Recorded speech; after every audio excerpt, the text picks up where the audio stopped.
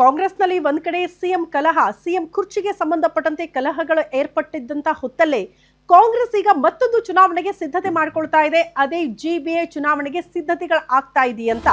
ಹಾಗಾಗಿ ಚುನಾವಣೆಗೆ ಸಂಬಂಧಪಟ್ಟಂತೆ ಒಂದಷ್ಟು ಸಿದ್ಧತೆಗಳು ಚುರುಕು ಪಡೆದುಕೊಳ್ತಾ ಇದೆ.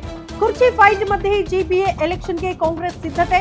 ಹೊಸ ವರ್ಷದಿಂದ ಚುರುಕಾಗಲಿದೆಯಂತೆ ಜಿಬಿಎ ಎಲೆಕ್ಷನ್ ಹವಾ.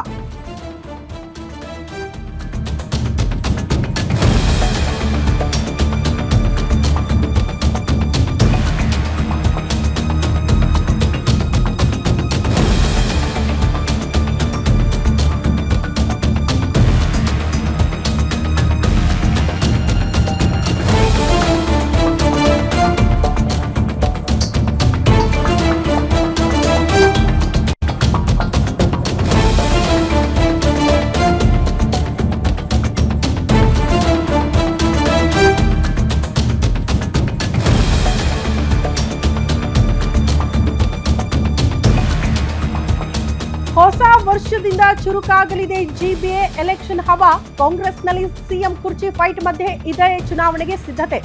ಜಿಬಿಎ ಚುನಾವಣೆಗೆ ಟಿಕೆಟ್ ಬೇಕಾ? ಟಿಕೆಟ್ ಬೇಕಿದ್ರೆ ಕೆಪಿಸಿಸಿ ಕಚೇರಿಗೆ ಅರ್ಜಿ ಸಲ್ಲಿಸಬೇಕಂತೆ. ದೆಹಲಿಯಲ್ಲಿ ಡಿಸಿಎಂ ಡಿಕೆ ಶಿವಕುಮಾರ್ ಸ್ಟೇಟ್ಮೆಂಟ್ ಕೊಟ್ಟಿದ್ದಾರೆ. ಜಿಬಿಎ ಚುನಾವಣೆಗೆ ಸಂಬಂಧಪಟ್ಟಂತೆ ಜನರಲ್ ಕ್ಯಾಟಗರಿ ಅಭ್ಯರ್ಥಿಗಳಿಗೆ 50,000 ರೂಪಾಯಿ ಶುಲ್ಕ ಅಂತೆ. ಟಿಕೆಟ್ ಬೇಕು ಅನ್ನೋರು.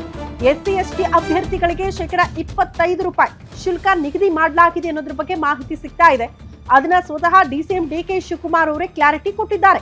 ಹೊಸ ವರ್ಷದಿಂದ ಟಿಕೆಟ್ ವಿಚಾರಕ್ಕೆ ಸಂಬಂಧಪಟ್ಟಂತೆ ಪ್ರಕ್ರಿಯೆಗಳು ಆರಂಭ ಆಗುತ್ತೆ. ಹಾಗಾಗಿ ಯಾರಾದ್ರೂ ಆಕಾಂಕ್ಷಿಗಳಿದ್ರೆ ಟಿಕೆಟ್ ಸಿಗಬೇಕು ಅಂತ ಆದ್ರೆ ಈಗಲೇ ನೀವು ಒಂದು ಅರ್ಜಿಯನ್ನ ಸಲ್ಲಿಕೆ ಮಾಡಬೇಕು ಅನ್ನುವಂತ ವಿಚಾರವನ್ನ ಡಿಸಿಎಂ ಡಿಕೆ ಶಿವಕುಮಾರ್ ಅವರು ಈ ಹೇಳಿಕೆಯನ್ನ ಕೊಟ್ಟಿದ್ದಾರೆ.